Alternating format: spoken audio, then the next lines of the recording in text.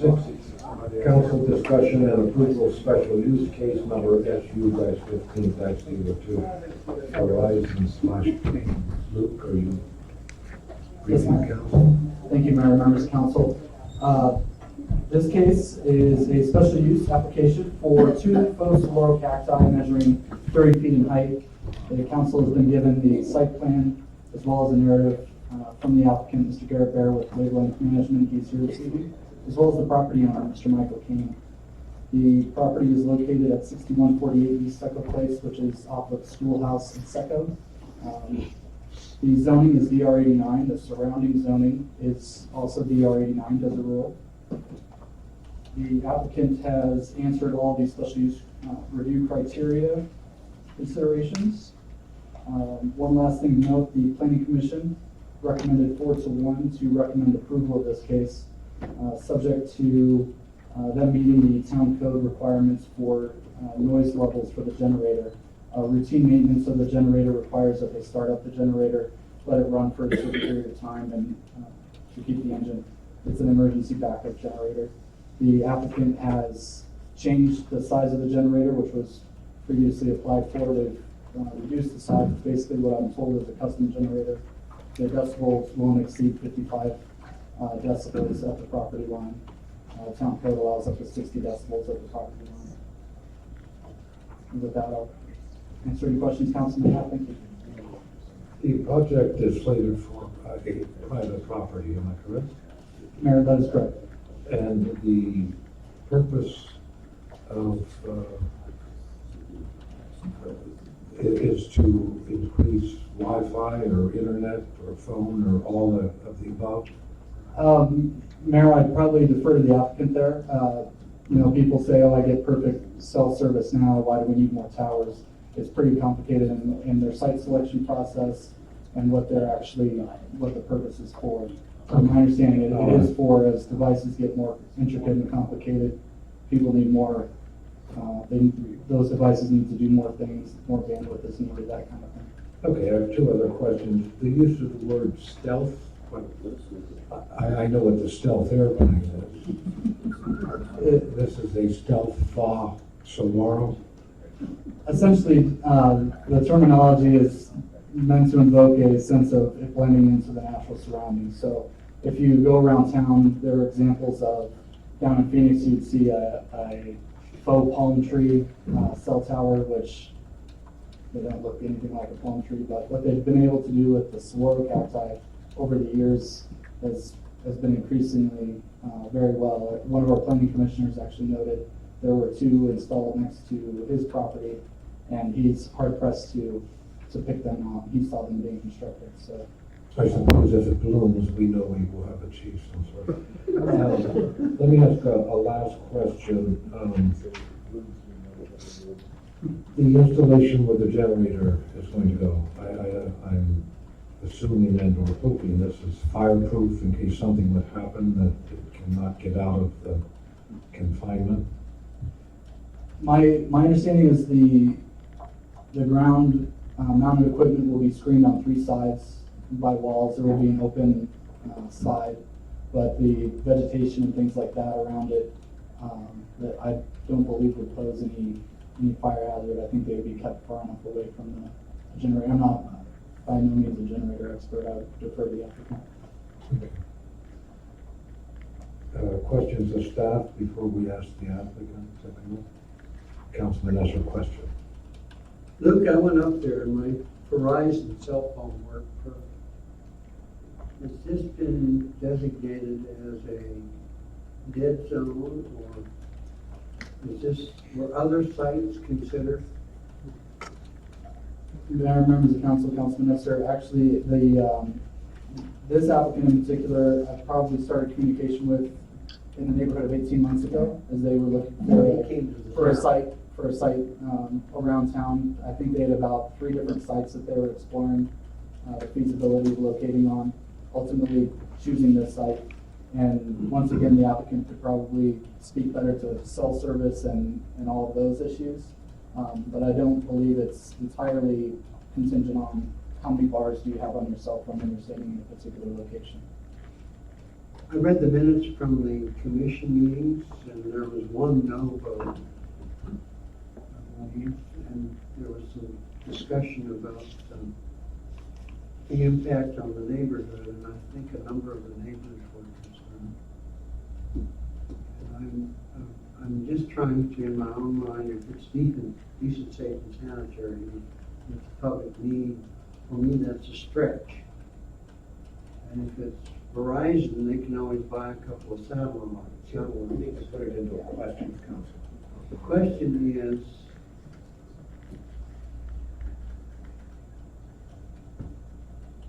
I'll ask the applicant. How's that?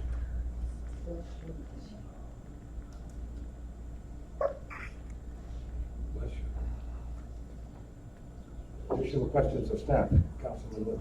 Gentlemen. So there is some neighborhood concern that I've heard about and seen.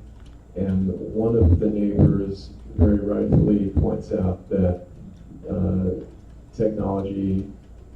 this technology in particular moves very quickly. Is it possible that if approved, we'd be able to review this again in some period of time? In other words, would it be able to be reviewed in some number of years from the approved date? Generally, a special use would run with the land unless otherwise specified.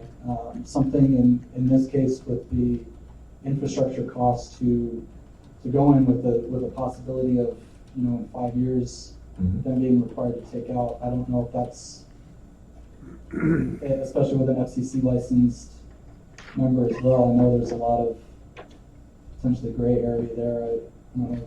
Mayor, you can ask me this question. Would you interview me to hire?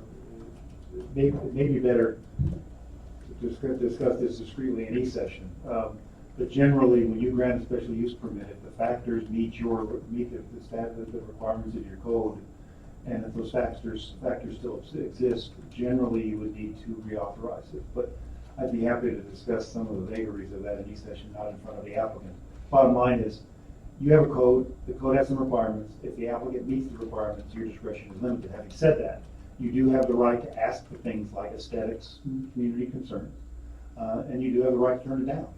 But once you grant it, generally, it's a right, and if they continue to meet the standards that are in your code, they can still exercise that right. Thank you. Additional questions of staff, the applicant.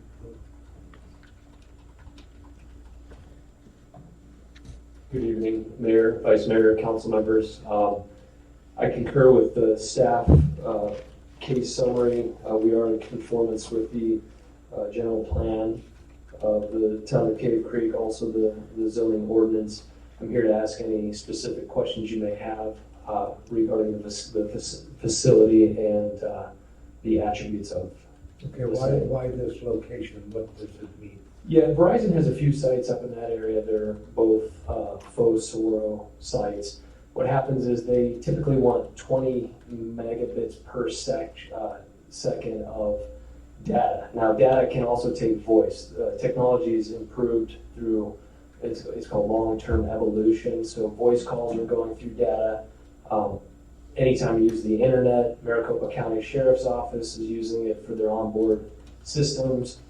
That data, once it hits a critical level, they develop additional sites. Like I said, they want 20. When it drops below 5, that's when it triggers kind of a need for an additional facility. The two surrounding sites have sectors. Is this serving citizens in that area? It is, it's absolutely subscribers, first responders, business commuters, anybody who has the Verizon service on the government. And what is the radius of, is it going beyond Cape? Cave Creek's a little different. I mean, the topography, the elevation changes, the fact that we build, fake saguaros is reason that we need additional sites. Normally, we'll build a 60-foot mono palm or a 60-foot mono pine tree. With that particular installation, you put 12 antennas. With a saguaro, you've got a very limited amount of space to mount antennas. So you may need 6 Soros to equal a larger, taller tower with multiple antennas. Probably not that many, but that kind of gives you an idea. The higher the site, the more antennas, the more equipment you can hide within that site, the better performance they have. The smaller or shorter the sites are, which these Soros are, they're 30 feet in height, you really can only put 2 to 3 antennas in each phone cactus. So, Okay, and the facility that's housing the generator, fireproof? well, they are designed, they're double-walled construction for the fuel, the tank that sits underneath it, so there's safety features within that generator. We did install, or we're going to install a retaining wall or a screen wall around it on 3 sides. Let me ask the question another way, they are fireproof? These generators are just about every site in town, and I'm assuming they are because I've never seen a fire on it. So. Some questions of the applicant.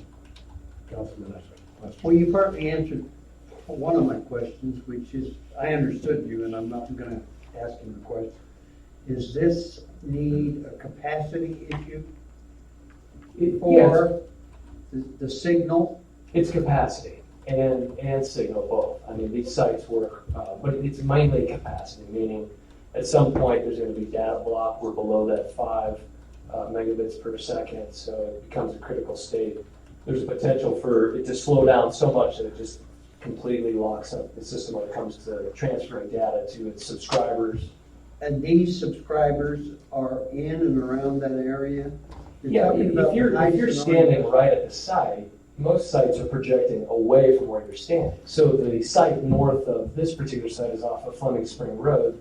It is projecting down probably in the area of these residents.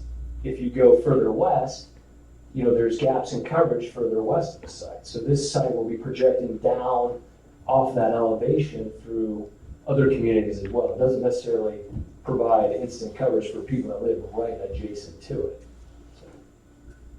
Question, how many fake cactus will we need in 3 years? I couldn't tell you that. I don't have all the. 5. Yeah, who Yeah, knows? I I can don't tell you there's an example up in Scottsdale. It's Scottsdale Mountain HOA. When you're heading out towards Fountain Hills, there's a community. It's basically, I think 136, you head out, there's a large community up there of homes, and they have a difficult time providing service in that area because we're not building 60-foot towers. There's not a lot of other options. There are 5 saguaro cactus in that one community alone. So you've got Verizon, T-Mobile, Crown has got a DAS How system. noisy is your generator and how long does it run? Yeah, the generator is, we would order a special level 4 enclosure. So we reduced the size from 60 kilowatt to 30 kilowatt. So it's half the size. There's a manufacturer out there that has a level 4 enclosure, which brings the decibel level at full load to 55 decibels at 23 feet. So it's measured at 23 feet. We're also putting the 3-sided compound wall around the generator as well. To mitigate some of that? Additional, correct. The property line from the saguaro is 30 feet to the east, 60 feet to the south, and the generator sits an additional, I'd say, 8 feet. So it's going to be 38 feet approximately from the the east property line, and 65 to 68 feet from the Could south. you guess at the proximity to a structure, your neighbor or the neighbor? I don't have the exact distances, but to answer your second question, it operates, they fire it up typically once a week. I think it was misstated at the planning commission, once a week for 30 minutes. They schedule it usually Friday afternoon for 30 minutes just to fire the system up and kind of test it remotely. And then the only other time this generator would kick on would be in the event you lose power. When you lose power, your cell phone won't work with the surrounding sites unless this generator kicks on and you have fuel running through the system. So people at the planning commission said, my phone works fine if the power goes out. Well, that's the purpose of the backup emergency generator, that if it does go down, the power, that this will kick on and provide phone service for whomever may need it. Last question, how did you determine that this area was suffering whatever, a dead spot? Were emergency facilities not able to talk to the people out there with cell phones? Like I said, they evaluate on how much data they have through their system. I don't evaluate if the RF engineers, radio frequency engineers at Verizon do a number of studies with their subscribers in different areas. We're building sites continuously where there's a need. When there's a sector that gets below that 5 megabits per second, they're aggressively pursuing additional options. Verizon leads the industry with subscribers. I know, I see their map. Yeah, I mean, they have a lot of, so it's It says there aren't any dead spots. well, I think they're planning ahead a little bit. I mean, at times, it's slowing to the point where they need to take into consideration building additional sites in certain areas. But that's all figured out from the radio frequency engineers, people that get a little bit more educated with respect to that. Thank you. Anything else from staff? No, ma'am. Town manager, you wanted to, Yeah, I don't know if they're Verizon, but I believe next to the library, there's 2 of these towers that already exist in town. There's actually 4 there. Well, I can't know if 2 of Hard them, to yeah. find. So we have them in town, they work nice. Yeah, I don't know what the alternative here in Cape Creek is, to be honest with you. I consider wireless a utility. I use it more than anything else. And I mean, I think the saguaro oak cactus blends in with the natural surroundings. I don't envision anything else, really. thank you. You're welcome. Thank you. There's public hearing on agenda item number 6, Marie. Greg Hanchett.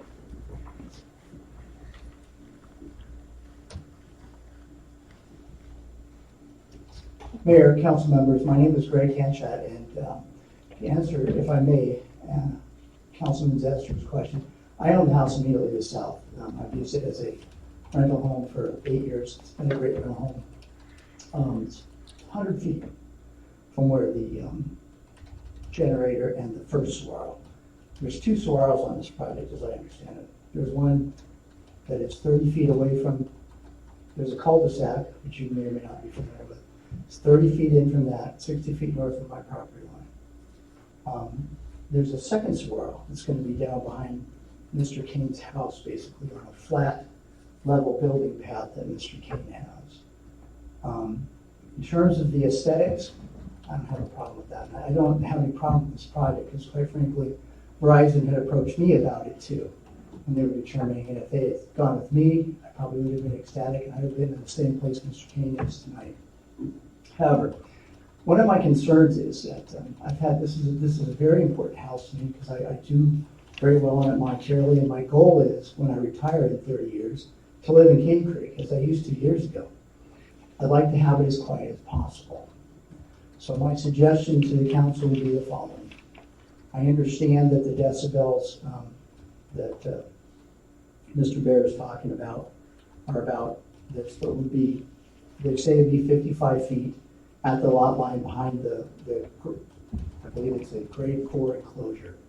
My suggestion is, to ameliorate my concerns and the neighbors' concerns, is move the generator down to the other saguaro. It's in the middle of the lawn. They're sending power up there anyways. And I don't understand why they can't do that. It seems to me the logical thing to do. We would take be the least likely scenario to have any problems with noise at all. And again, I understand that 55 decibels may not be that much, but when we're used to a quiet Sonoran Desert, people are going to notice it. In your opinion, would that move impact any other residents? No, it would put it in the center of Mr. Kane's lot, and would actually ameliorate, lessen the possibility of any other residents. The only other residence is to the immediate east. I believe that's Mrs. Hahn. I got that right. And other than that, folks, I don't have any problem with this project. I would just ask the council to consider, as a condition of it, that generator be moved back to the second saguaro that's the furthest north. And I'll also point out, it appears to me that it's down Mr. Kane's driveway. So there shouldn't be an access issue in terms of getting the fuel truck down there at all. So I would ask the council to consider that, and I don't have much else to say unless you have any questions. Thanks. The public hearing is still open. Martha Arnold.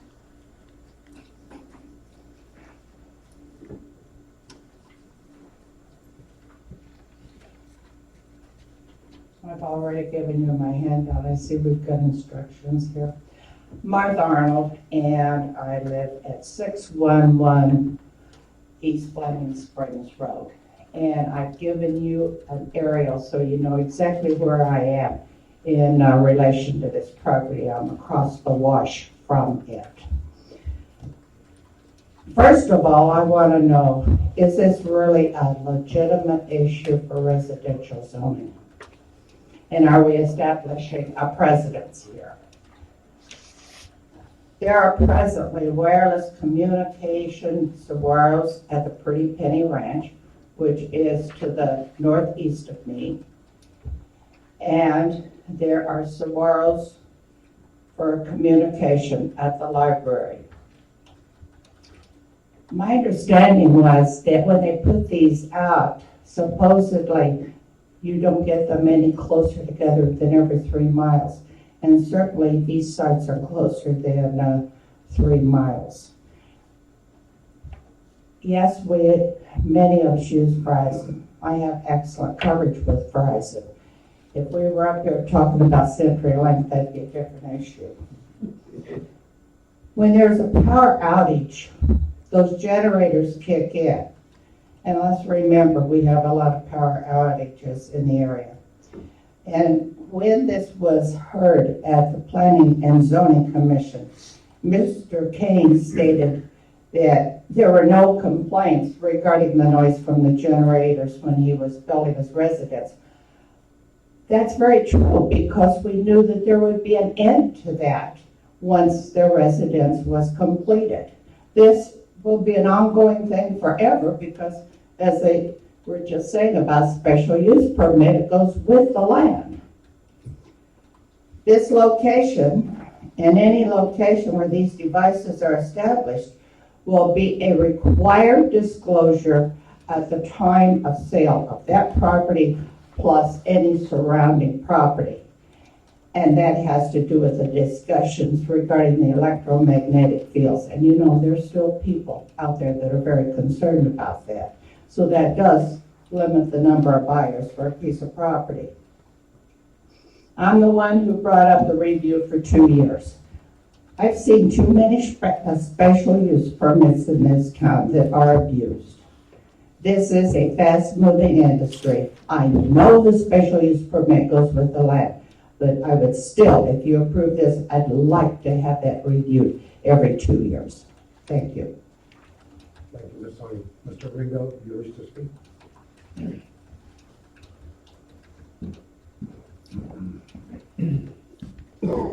Thank you. I actually did a tour, and there were 2 Saguaros.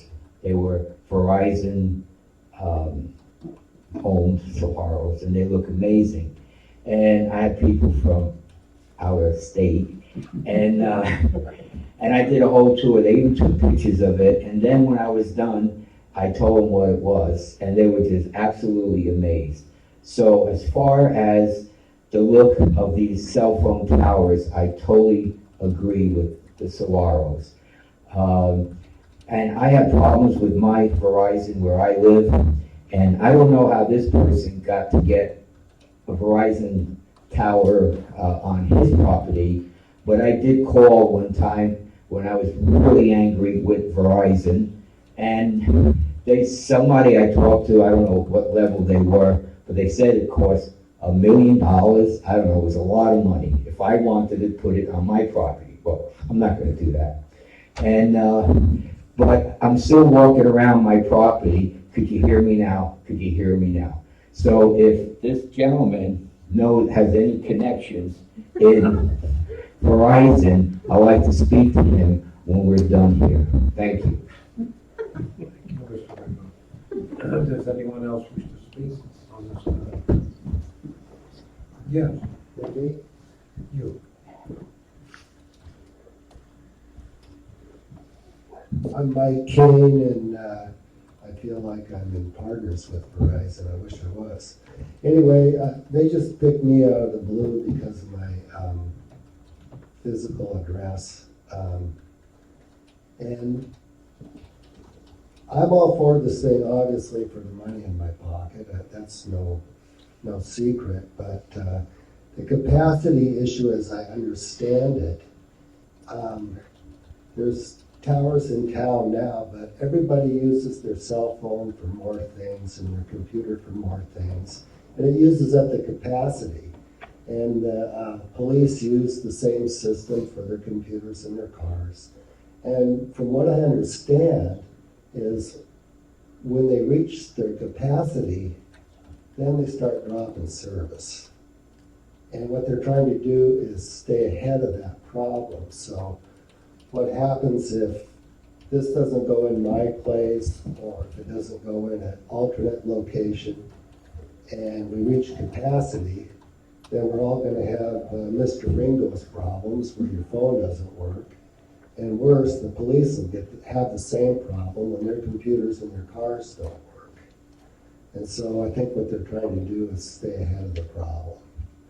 And I think the things look cool too. I can't wait to have one out in my backyard to look at, because, and tell my friends, can you believe it's a fake cactus? Because they're cool looking. And as far as noise goes, you know, I understand my neighbor's concern about the noise, and I hear that, you know, it's going to be X amount of decibels. And I thought, well, how loud is that really? I don't know. So I bought this little decibel meter just to find out. And when the garbage truck comes down the street, it's 87 decibels. And my 2014 Mercedes diesel is 66 decibels. And when you talk in the microphone in this room, you're 75 decibels. And Anna Marcello's burros down the street from me, when they hee-haw like a chicken crowing in the morning, they're 82 decibels inside my house. So 55 decibels, or 50 decibels, is what your air conditioning unit outside your house runs at. So, you know, I don't want something noisy, you know, in my backyard or in my neighbor's yard. And I think they've taken care of this problem. And as to the fire concerns, I'm not a fire marshal or anything like that, but they're talking about putting a concrete cement wall enclosure around this generator. I think if the thing caught on fire inside that, it wouldn't go anywhere. Anyway, that's all I got to say. Thank you. Mr. Mayor, this suggestion of moving is that a possibility before I bring this to council here? You know, at this point, the 55 level decibel, like Michael Kane had stated, it's between a quiet office and a normal conversation, essentially. So to move the generator at this point, we have our equipment cabinets up towards the end of the cul-de-sac there with access. The layout of the compound, we're bringing power to that particular location where our equipment cabinets are, and the generator will be adjacent to it. So it would significantly change our design, and I guess we'd have to go back and redesign the entire site down towards an area that was pretty much regulated for his trailers and his vehicles on his property. It's a pretty steep grade off the side of his driveway there, so. Okay, thank you. Good. Let me bring this to council. We need a motion to get started here. So is that a no? I don't want to make an assumption, but that's a no. This is not. Well, we certainly prefer not to, since we've accommodated the 55. Okay, so the door's open. I get it. Okay. Still, we're back here at council. We need. Yeah, of course you can. Yeah. We all know sound is directional. Are your three walls facing away from? Yeah, the three walls are on the west, the east, and the south. So the direction of the sound will be headed towards. Should speak at the mic. I think I had the map upside down. Yeah, Mayor and members of council, the opening is directed north, in a northwest orientation. There's vacant lots along that area in that proximity. So the screen walls are around The the screen closest wall is neighbors. taller than the actual exhaust output of the, Yes. Okay, thank you. I have a question. Question. The plan I saw that the planning commission looked at did not show the location of the generator. Is that correct? They added that later. It was always represented on the drawing. On this big map or on? Yeah, the one, are you referring to the one that was recently? Yeah, I believe both sets, in planning commission and then the revised site plan. Okay, I'll find it. I'm done. Would you consider moving it to the other side? I didn't think, it's really not an option for the landowner when I discussed putting additional equipment. We discussed putting equipment cabinets, which are adjacent to the generator. And that area of his driveway is being utilized for his trailer and some of his other vehicles. So we really didn't have the space in that location. Plus, like I said, the slope is very steep there. We can put a generator anywhere. I'm just saying where we're pulling power, our power source is going to be to that compound that we designed with the equipment cabinets and the generator. Like I said, 55 decibels meets the Town of Cave Creek's requirements. Is it silent, other ones? Yeah, it's like I said, it cycles for 30 minutes once a week. And then the only other time it'll, if there's a power outage, it would come on. So. Other than a power outage though, and other than the 30 Yeah, minutes. it's silent. Other It's than silent. the 30 minutes a week. Right, 30 minutes a week. It's silent. Correct. And those 30 minutes would occur when typically? I was told Friday, 11 o'clock approximately.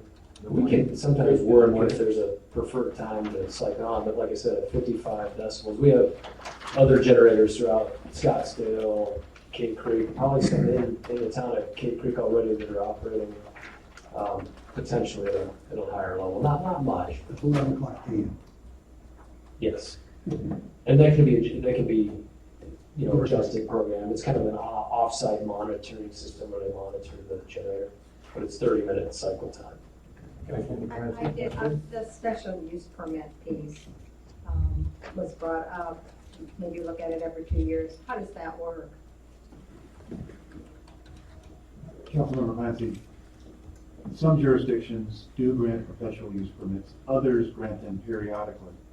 The reason I said earlier that it was tantamount to running with the land, once they satisfy conditions, and you have a right to establish stipulations. Their code may say 55 decibels, but you as the governing body have the right to say, as a condition to approval, these are the stipulations, and he has a right to say yes or no.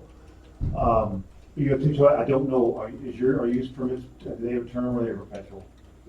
I don't know what your code They is. run with the land unless they're abandoned or vacated. There is an option, but so you don't go run for the doors. I mean, what it would mean is, it would be, if they meet the same conditions that you established tonight, you have to renew. If you denied it, let's assume you imposed a 10-year term. And I do believe, given the expense, that it may be appropriate to have a longer term than a shorter term. But once you establish that term, and once you establish conditions tonight, if those conditions are met in the future, I&E session will advise you about your options. But I won't tell you now. So what is the term for? Runs with the land. It runs It with the runs with land. the land. Well, the only, That's why I hate In- Well, then, in previous cases, with the faux saguaro cactus, it's been mentioned the aesthetics, the color fades over time. No one wants to see them in disrepair or anything like that. What staff has done at the building permit stage is require a maintenance program where they go out once a year, they make sure that it still looks appealing and the paint and finish is kept up and in good working order and looks good aesthetically. And that's really the only thing that staff has done above and beyond just what a special use permit would allow for running with the land in this case. But that maintenance plan is in place here. That's what we require for these issues. does that allow them, say, 3 to 5 years from now, if technology changes, and they need to beef it up, is that brought back to us when things are altered from what we're, so anything could be done to those? As long as they stay, I'm sorry, Sure, Mayor, Council, Council That's Plans. fine. As long as they stay within the parameters set in the code, that they're not exceeding anything that's already been approved. We've allowed maintenance or replacement of antennas and features. The example would be at Bella Vista and Cape Creek Road, the law offices there have had antennas. They received a special use. I was probably still in high school when that happened, but they were replaced and upgraded antennas over time. We review those as part of a permit, and as long as they don't exceed what's already been established and set, then they would not come back to council. If they needed something above and beyond, then it would be going above and beyond with that special use. And then I have another question would be, what if another provider came into town and wanted to start putting them up throughout the community as well as a competitor? Yeah, give once again, I can consensus point to an to that. example. Desert Foothills Library has 4 different providers there, 4 different actually, I believe it's 3 different providers and 4 different cactus. So yeah, it's permitted. They can, as long as they're not establishing it on a new law of record, it wouldn't come through for a special use. So we could put in a caveat for 5 years. Mayor, members of council, I think you may need a code provision change to do that, because I don't think your code allows that, is that right? That is, Yeah, that's what. the zoning ordinance allow. So right now, if you wish to do that, you would have to do a zoning, you have to revise the zoning code. I've seen the maintenance agreements, let me just ask, because I've not seen this, what sort of security do you have? What happens if they don't perform the maintenance agreement? How do you protect the town? Well, we haven't had that happen yet. I really don't know what we would do to put me on the spot. The previous one we did is the Rockaway site, and they've kept that in good maintenance. It hasn't even been a year since it's come online, so. So that, you do have some protections, but although hollow. Right. Okay, this is council's, we're at council now, Martha. May I say one thing? Because it's you, Martha. Thank you, Mr. Mayor. No, I just want to remind you all that as far as I know, this is the first application for these saguaros on residential property. And what you're comparing it to is where it is either commercial or it's special use, is it not? What's the library? A little bit north. Gotcha. The library's Yeah, a commercial little property bit north is special use. for a commercial range, correct? We do have them on residential properties. It actually wasn't until 2011 when we adopted this zoning ordinance. Special use weren't even required for these. So they are on residential lots, and were just allowed by a building permit. They were only required special use if they wanted to locate on commercial properties. From about 2005, when was that ordinance rescinded? Yeah, 2005 to about 2011. So there are these towers on residential properties. Okay, Councilman Bunch. Toby Payne? Are we ready? We're ready, Councilman. Move to approve the special use to allow for a wireless communication facility including 2 30-foot faux saguaro cacti on a 2.36 acre parcel located at 6148 East Seco Place, Cave Creek, Arizona, case number SU-15-02. You need a second, I'll give you a second. There, we got one down on that end. At this point, sir, may I add a provision that if they are not following the rules of the permit, that we can revoke the thing? I'd have to look at your code, I'm pretty sure you can do that, yes, yeah, that would be Yeah. perfectly appropriate. Yeah, let's do that. If the, add to this motion, that if the rules of the building permit are set out in the building permit are not followed, the SUP is revoked. This goes to, we all remember when we first got cell phones, we had analog signals and we drive around town and we drop calls and terrible things would happen. We're at a different age now. We no longer have analog signals. We have digital, so they can carry a lot more data. And unfortunately for us and people in Cave Creek, carrying more data also requires, there's more devices which take out your smartphone. You can look at a map, you can know that that's data that's coming through there. As our charter being for health, safety, and welfare, communication is one of the things that adds to health, safety, and welfare, or welfare certainly. I've seen these things. I don't believe 55 dB properly screened with the exhaust of the generator below the level of the screen wall is going to be heard at all, much less, 55 dB is, that's like this. This is 55 dB. It's not going to be an issue. And it's a requirement. I know for a fact there's parts of the state that have got dead zones, even with Verizon. I'm sorry. But we don't need dead zones in Cave Creek for our data. Councilman Lipsky, you had the second? Yeah, I was gonna suggest the exact same thing, to protect the town. Okay, so you second that too. I second that as well. I'm sensitive to the safety aspect of it, but the government says it's safe. What can I say? They must know what they're talking about. I believe that's a whole. Anything else from council on this? I'd like to say this, I'm not going to support it. Here's my reason. Based on what I've heard tonight, we will have more providers coming to residentially zoned properties for cell sites. I have no problem with the look of the cactus or even the generator, but I know what's coming. And there will be more on the way. Anything else from council? Marie, call the roll quickly, please, so we can move along here. Did you have Councilman Esser? No. Councilman Bunch? Yes. Councilwoman Clancy? Yes. Vice Mayor Lamar? First, let me say it's comforting to know that there's still discerning boroughs in Cave Creek. And yes. Councilman Lipsky? Yes. Mayor Francis? Yes, as I notified them on the motion clearly passes. Thank you, council. We're going to move agenda item number 11 of the council's consideration. And then we will take care of the Mr. Princeton's multiple items here. Let's go to 11.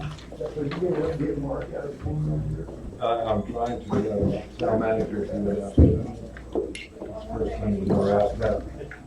Council discussion and adoption of resolution R 2015-23 authorizing mayor to approve a development agreement between the town of Cave Creek and Mark Bradshaw and James McCool, owners of Cave Creek Tap House Restaurant, providing for a monument sign and parking, lighting poles and fixtures. Who's briefing from staff, town manager? Mayor and council, it's a pretty straightforward development agreement. We had a couple issues with the property, one being the monument sign. It's in the right of way, but it's been there 5 to 6 years from my understanding. If the town was really gonna try to do something to take action, they should have done it half a decade ago. They didn't, so this kind of memorializes and allows that sign to stay where it is. The second one is the light fixture height. The owners can explain that better, but it's actually allowing from 10 feet to 15 feet. We have a number of those in the community that are at 15 feet. The lights still have to be shielded, so have to be pointed down, and allows for better business operations for that particular property. So, at least from my perspective, it's pretty straightforward. It also requires them to pay any fees and, that are required for the permit. Questions from council, the town manager. Okay. There is public comment on agenda item number 11. No? Okay, the applicant is here, Mr. Bradshaw, anything? No, I think it's pretty straight. You need to come to the microphone. Oh, come on, you've been here before. Good evening, Mayor, Vice Mayor, Council, Mark Bradshaw. resident and business owner. It's pretty straightforward. When it came to the sign, the old sign was kind of run over, and we replaced it. And at that point, it's like a foot or whatever over the allowed limit or what have you. So then we kind of got into whatever. So the sign looks good. Also, when it comes to the lighting, we have just purchased, as you know, we're kind of going through a renaming, a remodel, to hopefully give the property a twice look from some of the customers that come in or drive by it without seeing it. It's very dark out in the back and so forth. We've purchased a lot of LED lights that all have shields and everything on them. When we put them up, we'd like to put them up at 15 feet so our delivery trucks and stuff do not go into them at the 10-foot level. So that's kind of where we're at. Any questions? Questions from council? Councilman Lipsky? Mr. Bradshaw. How are you, Mark? Very well. How are you, Mark? Would you consider our approving this request reasonable? Oh, absolutely. And responsible? Absolutely. Thank you. Additional questions from council? Okay, Mr. Bradshaw, thank you. There's public comment on agenda item number 11. Okay, back to council. We need a motion, Councilman Bumps, thank you. Move to approve resolution number 2015-23, a resolution of the mayor and town council of the town of Cave Creek, Arizona, authorizing the mayor to approve a development agreement between the town of Cave Creek and Mark Bradshaw and James O'Toole, owners of Cave Creek Tap House Restaurant, providing for a monument sign and parking lighting poles and fixtures. Second. Motion made and seconded, Councilman Bumps. If it's going to remedy some issues, that's good. Councilman Esser, you have the second. When will we see the new sign? Well, it's there, we just can paint it. Next week. You kind of can't This, this is one of those easier to get forgiven than to get permission things. Anything else from council? All those in favor of this motion, please signify by saying aye. Aye. Opposed? The ayes clearly have it, 6-0. Let's go back to the numerical order here. Yes, Mr. Griffin, I'm coming to you as soon as I can. 7. Back to agenda item number 7. Mayor and council, this is the purchase of 3 backup replacement pumps for wastewater lift stations and the wastewater treatment plant. Basically, if I have a pump go out, I'm going to have a replacement for it. Little episode with Sweden and 14 weeks waiting on parts indicated to me the seriousness of this condition. Since I've come here, you may or may not know that providing backup materials for the people in the field that we have is one of my critical priorities. So this just continues that legacy. Questions? Any questions from council? You're sure this is the right line number? Should be. Is there any call to the public? Mike Beckham? He supported this as he was going out the door. Yeah. All right, back to council, we have a motion. Council, any thoughts? Me again? Move to approve the purchase of 3 spare backup pumps and repair kits for wastewater pumps at the Rancho Magnana wastewater lift station, the wastewater treatment plant lift station, the wastewater treatment plant waste activated sludge, parentheses WAS wet well from James, Cook, and Hobson, the sole source vendor for flight pumps. Pumps not to exceed $53,700 for the 3 pumps and spare parts. Second. It's imperative that we have backup components for a system that is vital as, I mean, nobody wants to get Homer buckets and be fixing this. Must be sole source. Any other comments from council? Call the roll, please. Councilman Bunch? Yes. Councilman Messer? Yes. Councilwoman Clancy? Yes. Vice Mayor Lamar? Yes. Councilman Lipsky? Yes. Mayor Francis? He probably would support it. Probably would support it, but he's not here, so I guess he's. Just put excuse. Yeah.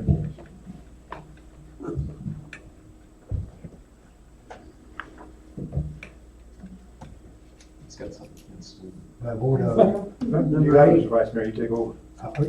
by a vote of what, 5-0. 5-0, the motion passes unanimously. Let's move on to item number 8.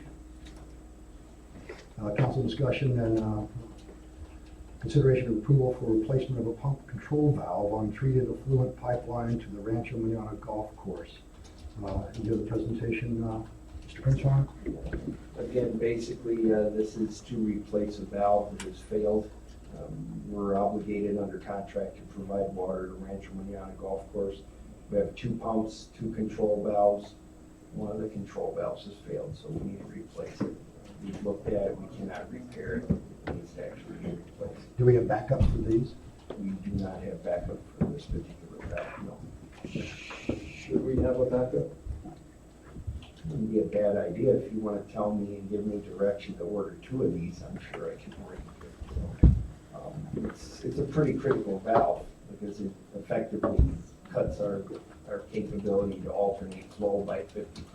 So. Any other questions from council? Yeah. Mr. Bunch? Yeah, what kind of valve costs $10,453? This is a high pressure control valve because the water pressure that we have coming out of the pump station there, in order to get the water all the way back up here to the golf course. So you're looking 300 PSI or something, Yeah, right? it's like 160 or 180 PSI. So it's a high pressure control valve. Okay, thank you. How long does it take to get it? I'm not sure. That's the question. It might be in the paperwork, actually. Steve mentioned having a backup. Just one second, let's see what the timeline is on this. I think it's in the paperwork. Does it come from Sweden? This one does not come from Steve, unfortunately. Delivery 8/21. Looks like it's probably 4 weeks. 10 weeks delivery is what we're looking at. What's the estimated life? The last one lasted about 4 years, so. 4 to 5 years, I would say.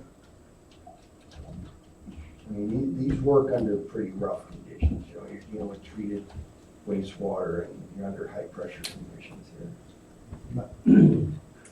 My question is,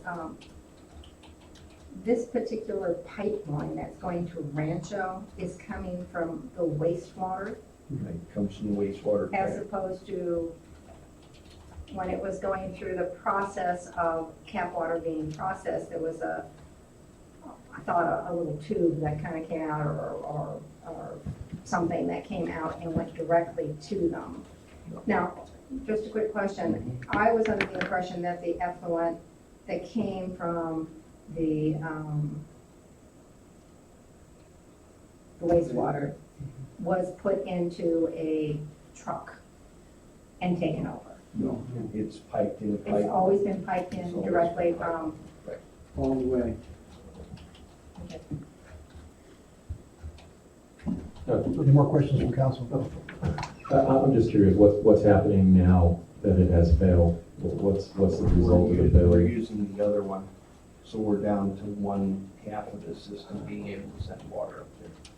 So if that other valve goes out, all of a sudden we can't deliver So there's Rancho some- Manana, we have to There's a valve the there's some tape. backup. There is redundancy. Okay. Mr. Bunch? David, can I assume that this is already on order since it's 10 weeks and showing an 8/21 delivery? That's not a good assumption because from my past whipping experiences, I've learned that I cannot order something without your Well, approval. right here in the documentation, it says delivery 8/21/15, and below it says 10-week deliveries. I think that was based on his quote, because you'll see this was a quotation up in the corner, in the right-hand corner. Yeah, okay. So it's not. All right. I didn't think you'd do that again. I'm glad you're keeping your in check. Yeah, we're watching. Okay. Any other questions from council? Any more pithy comments? Do we have any? Mr. Town Manager? No, you talk about buying 2 of them, just about that. because we have redundancy already built in, I'd rather buy one. It might be a good idea to have David put together an inventory of what we have for backup if we don't. And then start filling in more critical. I mean, this is critical to the grass at the golf course. It's not system. Yeah, but it's effluent, it's for the, it's not life safety like water and sewer. Well, thank you. Is there any comments from the public? Please, well, let's come back to council. Somebody, Mr. Bunch, a motion. please. Surprise, surprise. Move to approve purchase and installation of replacement pump control valve from Pump Systems Incorporated, the sole source supplier for this particular model valve, not to exceed $10,453.27. Second. We gotta get it back uphill. Can we amend it to order 2? There's steps saying. Any other comments from council? Let's call the roll, please. Councilman Lipsky, Yes.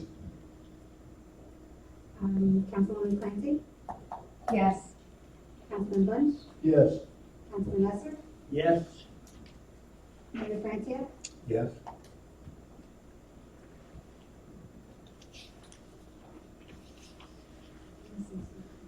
oh, Vice Mayor Lamar, sorry. Yes. I apologize. Okay, got it. I have to get out here myself. No, you go ahead. Agenda item number 9, thank you, council. Council discussion and approval of replacement parts for a rotary screen at the wastewater treatment plant. Mr. Kinsler. Seems like I'm one of the few fortunate staff members that gets to sit here with my hand out at these meetings over and over and over. Brilliant stuff. Our fourth item on here for tonight related to wastewater. We have a large rotary screen that actually screens out the primary solids that come into the wastewater treatment plant. This is a classic example of where Buy American should have been forced on every treatment plant in America. Because this screen comes from Italy. And while Italy's a nice country to look at, it's hell to deal with these guys to get this thing repaired. But we beat on them and beat on them and beat on them. And they actually reached an agreement with us to come and pick up our screen and haul it off to the East Coast and fix it for the price of these parts and then deliver it back to us so we can get this thing reinstalled. This screen has been out of service since last September. So by the time we get it back and get it installed, we'll be looking at almost a year of this thing out of service.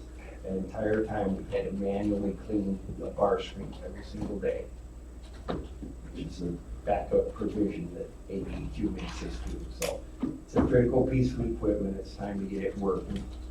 And because it, like other things, has had a relatively short life in the big scheme of life before it took a crap on us, basically. Questions from council? I want to look at the new mechanism in the future. No. Anything, public comment? And Councilman Bunch, you're on a roll tonight. You're looking at me. I was getting ready to buy kitchen cabinets. Hang on. Move to approve the purchase of parts and repair for the rotary screen from Custer's, the original equipment manufacturer, not to exceed $20,000, $20,451. Second. Motion made and second, Councilman Bunch. I'm getting tired of spending money. I've been picked on being a conservative. Here I am spending money like it's water or wastewater. Let's go. Good for your soul, Mr. Bunch. I agree. Yeah, and good for the town. Councilman Esser, you had the second. I said, I agree. Oh, you were good, okay. The roll, please. Marie, this is financial. Councilwoman Clancy, Yes. Vice Mayor Lamar, Yes. Councilman Lipsky, Yes. Councilman Bunch, Yes. Councilman Esser, Yes. Mayor Francia. Yes, by a vote of 6-0, the motion clearly passes. Thank you, Council. 10, council discussion and approval. Congratulations, Mr. Kinsler. Your disparaging remarks about my native country notwithstanding. My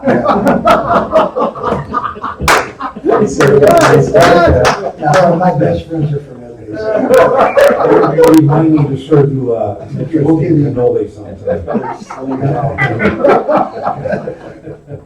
Council discussion of Wild potatoes. the purchase and installation of kitchen cabinets, sink and countertops from Wholesale Window and Door, Inc. for town hall improvements. Town manager. Mayor and council, as you know, we've been doing some renovation in the town hall. We recently moved the finance department offices over. We started to move the engineering department. We're setting into the second phase, which is the back part of the project, which is the kitchen. It's over 14,000. We combined the cabinets, all those things together for buy at one place, buying American. So trying to get your permission to finish that project. Vice Mayor Lamar. Can we limit any of the improvements in the engineering department to come up with the money for this? We're thinking about it right now, to be honest with you. We are, next, after we finish the kitchen or incorporating the kitchen time at the same time, we're going to be looking at making the council mail room and space for the forest ranger that we have, Kevin, for the park. So we're trying to get all these things going here. I'm trying to get it all done by December 31st. I'm trying. So. Questions from council? Okay, I see you're going with the low bid here, is that correct? Correct. There is public comment on this. Thank you, Councilman Esser. Move to approve the purchase and installation of kitchen cabinets, sink, and countertop from Wholesale Window and Door Incorporated, the lowest responsible bidder for town hall improvements not to exceed $14,980. Second. Motion made and seconded, Councilman Esser. Finally, does this include the countertop for the new door is going to be? No, that's actually a small That's item. another phase item. Yeah, no, they actually meet on the 31st. At the same time, we're going to be moving the Billy and Jan from Billing. We're going to move their operations into there. So I'm hoping by first week in August, I'll have that whole setup up and running, that new counter for the utilities. We'll have utilities at one end, and at the other end, we'll be planning and building and the other departments. So I'm hoping to have that done by the first week in October. That price is... Since August, you want me to write that down? No, please not. I think that countertop is, I want to see 1,100, 1,200 in that range installed. And by having Randy, the new building inspector, who's pretty handy, he's been doing some of the work for the shelving there. So, whatever. Yeah, trying. Thank you. Yes, sir. Anything else from Councilman Liskey? The counter on that Lowe's, I'm sorry, that's on the on page 148 here that says $3,000. Is that a different counter? There's two counters. That's the kitchen one in the back, the large one. There's a small one in the front. It's veneer. I'm just trying to get us back to Home Depot if that's possible, but Yeah, actually, I'm not in design. Bambi, is our designer. She goes to Home Depot, she goes to Lowe's. There's a couple other wholesalers in the area. She goes, visits, takes a look at what fits and makes sense to her design, and then try to get the lowest best price. So I've learned, at least in that building, not to interfere with design at all. So there's no consideration of local. we do home. We don't local have business versus. She's gone to Cape Creek Building in town, look at their prices. They tend to be far more expensive, and I look at lower income. But, thank you. And some of it's just the availability of the material. The roll, please, Marie. Councilman Esser? Yes. Councilman Bunch? Yes. Councilwoman Clancy? Yes. Vice Mayor Lamar? Yes. Councilman Lipsky? Yes. Mayor Francis? Yes, my vote is 6-0. The motion clearly passes. Thank you, Council 11. Council is already addressed.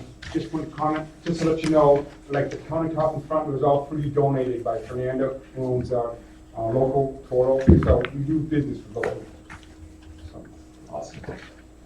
Last of the agenda items, presentation and council review and acceptance of the personnel manual for Town of Cape Creek employees. Town manager. Mayor and Council, I gave you on your dais there a summary memo from the industrial committee that was put together. The memo was written actually by the finance director, but highlighting the changes within the document. I think the major ones, if you're looking at the holiday hours, were never considered part of the work week. Now they're considered part of the work week. Salaried employees, if they came to town hall and they worked 15 minutes, they could take the rest of the day off without any cost to them for PTO. I don't think that's fair to the town. So they're at least doing half day, which is common in the municipalities here. We moved probation from 6 months to 12 months. Maternity leave, that whole provision was removed because the Family Medical Leave Act has really replaced all of that. So it's trying to stay compliant with federal law. Bereavement has changed. We're looking from 3 days to 5 days just because of the vast expanse of Arizona to get people get back and forth. And I'm looking at, these are just highlights, training costs. I've had a number of employees, I can think of 3 at the top of my head that we've paid anywhere from $500 to $1,500 for training, and then a month later they're gone. I didn't think that was fair to the town. I think we're providing training, paying for it, there should be some return back to the community. So that would be prorated depending on the length of service. So those are the highlights. More than willing to talk about whatever it is, but otherwise it's a pretty straightforward standard document. Questions from council? So the red is all gone. Individual. I believe the red is removed. I know the strikeout is removed. This is what I was copies. Some of the red, the bold red is obviously addition, and struck red is removed. If I can. Thank you. Yeah, Sure, that's what it is. from council. Peter, I'm sorry, I guess I wasn't listening closely enough. The training part is what?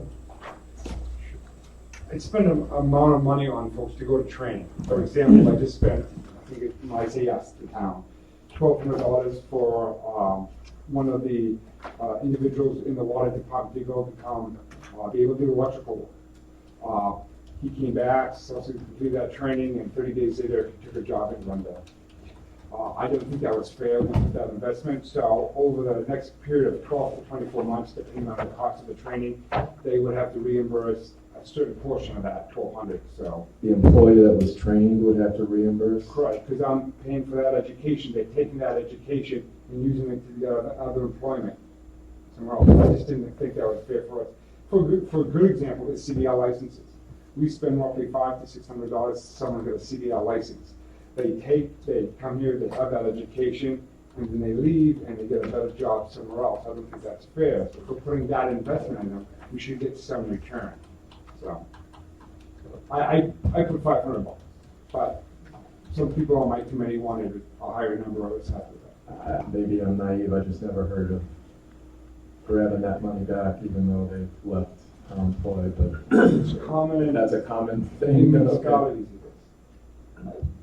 We spend $1,500 and a month later the guy takes a job somewhere else, and the reason he gets a I job get is it. for that I get job. it. I just didn't know you could get it. Well, yeah. And sometimes we pay for college. I mean, people take a collegiate class that's related to their business, as long as they, their industry they work, as long as they get, I forget what, a C or better, yeah, They get reimbursed. they get reimbursed. You know, I really don't, it's late, and I really don't want to beat this horse, Yeah. but wouldn't it be better to call for, you know, have that linked somehow to a term of service where you're getting the investment back in their performance at that level? They can't force anyone to stay in a job. No. It's indentured servitude essentially, so I can't do that. But I can get reimbursement for any education I get them. That's reasonable within a period of time. But rather than provide it in full, could they pay for it and we reimburse them over time, or some other plan so that after the fact, we're not saying, you know, give us the money back and then we have to chase them for it, or we have to, Well, you know, spend time and energy that we don't have or don't want to spend. usually if someone's leaving, they take it out the last paycheck because if you get paid, they get in there. And they agree to that at the time of employment, that's the idea? Right, there's a form they're gonna sign that says, you know, take out their PTO time. I mean, I haven't, the only agreements I've seen is that we pay up front. Usually the employees can't afford the cost, sometimes they're really bad education. Well, the only thing I can think of in the whole thing is instead of it being 24 months, Could be 12. 12 would be more appropriate, because by the time you get it, and you've done it a while, and then maybe you think you've got enough, and somebody else is offering it across the street, then I can see that. I agree. 24 months almost sounds indentured to me. And that's when we had that discussion, what are you gonna do, take the $500 over 24 months, and they're gonna pay back? Yeah. Council can correct me if I'm wrong, but indentured servitude used to be 7 years. It's back to all Now I'm familiar. Yeah, New Hampshire. Yeah, New Hampshire had a free, 12 months, I'm fine with. That Okay. doesn't bother me. Council, is there any positive way around this? No, the problem is, you have young employees, I don't think they can afford it. And to be able to incur the expense, which you want them to do to enhance their ability to serve you. And that'll be the simplest. They pay for it, you're reimbursed, they're not gonna be able to. Yeah, I don't think we have to be chasing them for 24 months. I think we do that, or 12 months. I think we do it at checkout time, and I think it's appropriate. Okay, so I think it's perfectly fine. All right. Yeah, they stay with us for 12 months, and there's no Yeah. obligation to pay it back, because we've got our value on it. But the one that he read to you that I found very significant is probation from 6 to 12. That's significant. Of all the changes, that's the most significant. If we have 6, some of my 6 or 7 others, and they just get over 6, and then it's terrible. I mean, if you can do 12, that's good news. And I'm used to public service, firefighters, policemen, emergency, EMT stuff. All their standard is 12 months. Yeah, they make good money, so they're not going too far. Trust me. I'm not disagreeing. 12 is a good number. Yes, it is. Okay, quick question. Who handles, who's the human resource director for the town? Right now it's me. I'm the director. The actual human resource clerk is Barbara Allen. Barbara serves, As the clerk, she processes all our paperwork and stuff. I handle all the issues. okay, so if there is a complaint of sexual harassment, that comes directly to you? It would come directly to me. What I would do is I would, I've gone through 2 of these type of cases in my prior communities. Usually we have legal counsel engage, an investigator to review that and to take their recommendation from that point on. So especially if it's staff this small, and that's how I would handle it. And there's a written report? That would be one of the requirements, and the investigator would report back through legal counsel on what he found and what their recommendations are. Okay. So my question is a real quick one. If you make the decision and it's a grievance, who do they appeal it to? He's the hearing officer. Yeah. Are you the final say? It doesn't go to council, so my impression is. In other jurisdictions, we've actually had to hire out. And in fact. Somebody else? Yes, sir. And the risk pool recently, 2 young attorneys now are sub-tenants on my floor, and the risk pool has given them a fixed fee. Now you should be calling them on nonstop, because they've got to provide all your service for free. And so if you had a sexual harassment, you would call them immediately, and you'd have immediate support. And so but to answer your question, in a small jurisdiction, we just had in Camp Verde, we had to hire the manager from Cottonwood to come in here to hear the grievance. My last question in regards to this, if such a complaint is filed, is council at any point brought into the loop? By practice, do it. I'm sorry? By practice, I always inform the council of any major changes in personnel. That's been my practice.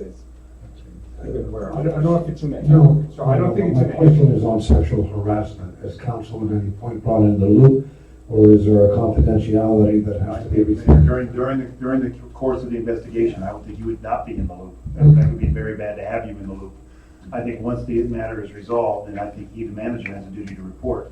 But during the course of that investigation, you would not be in the loop. I'm at Pine Top Lakeside, we had that problem, and it was very political, and so we actually, the EEOC complaint was filed, and we did not include counsel until the resolution. We stayed completely Understood. Okay, there is public comment on agenda item number 12. Mr. Smith. I had to stick around for some reason. David Smith, citizen of Cave Creek. I had met with the town manager and had a couple of suggestions, and I'm assuming those suggestions are included in the final product. Is that correct? Can you remind me what they were? Okay. Because I've had a number of discussions regarding. Yes. And I did want to point out that the town of Cave Creek gives an exceptional number of holidays or other days off. There are 11 regular holidays. Then there's the day before Christmas, the day before New Year's, and your birthday.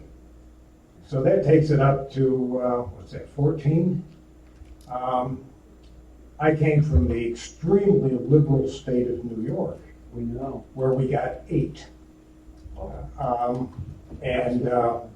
Another person that I worked or go to breakfast with from Pennsylvania said they got 10. So I just want to point out that there's an awful lot of time off given in Cave Creek. That's not an obligation, but it may be, it's certainly a condition of employment for anybody that got a document like this and signed off on it in the past. So it's just up to you guys if you wanted to change something. Thank you. I'd like to kind of address that to some degree. The schools, I think that I had a discussion with Peter today, and it was sort of these are the days that you get off nationally, let's just say. And then there's the personal time that people may need to take. I brought up the birthday day, thought that was kind of great, but the point is that it tends to be more 2 or 3 days of personal time that they can take for different things. In the schools at one time, people would take off to go quail hunting. We decided to get rid of that, like in the early 90s. No, you can't take off for quail hunting, but they didn't. I bet you were popular. Oh, yeah. Well, and if it was for elk or a deer, Yes. I don't want to hear it. Go do it. Quail, that's everywhere. So anyway, I didn't find a lot of that. Mayor and Council, I will say, you made no changes to this section of the handbook at all, myself or committee. That's what was previously, that's what it is now. And I did incorporate the changes, the other 2 changes David and I spoke about. One regarding the definition area, and I forget what the other, we did include those. The only one I didn't change was the one we spoke about. We need a motion. Someone. Move to accept the personnel manual for town of Cave Creek employees with the 24 to 12 month change. Is that what we did? What we're talking? We did. Yeah. Second. Made it second, Councilman Bunch. As many days off, like we were just talking about, kind of surprises me, but that's part of the employment package. For a small community, it's actually a benefit to people, and it should help you hold people a little bit longer. So it's not a bad thing altogether. I'd never do it in my business, but. Private sector. Second. Anything State else? government, David, is 15. All those in favor of the motion, please signify by saying aye. Aye. Opposed? The ayes clearly have it. Thank you, Council. Council, before we adjourn, that if you would take your big packets here over to Town Hall and help Marie out. She's only got one. Motion to adjourn, Council? So moved. Thank you. I will say this, a lot of staff fell back to PTO time because they work a lot. Yeah. Can somebody move my chair? I don't want to sit next to her. Do you want to sign something? Open it.